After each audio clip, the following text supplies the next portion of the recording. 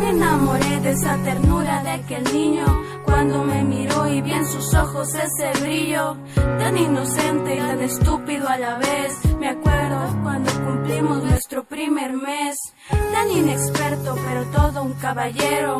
Me hace sentir como si estuviera en un sueño del cual yo nunca quiero despertar, porque a su lado yo siempre quiero estar. Por cada detalle que me hace sonreír, con un poco de vergüenza, pero lo quiero así. Necesito confesarte que eres mi mayor tesoro. Si te fueras tú te llevarías mi todo. Eres mi gran amor, la luz que iluminó a mi corazón. Me brindaste tu corazón. Eres mi gran amor, la luz que iluminó a mi corazón.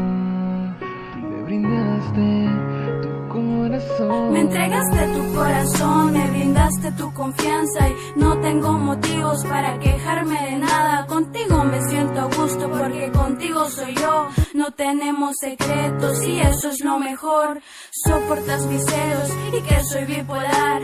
Soy bien enfadosa y aún así me amas. Y aunque me quieras con vestido y siempre te dé la contra, aprecio que me regalaras tu única gorra, que siempre me compres Monster y que me regañes, que odias que fume y aún así me beses. Y a pesar de nuestras diferencias, tú y yo somos la mejor pareja.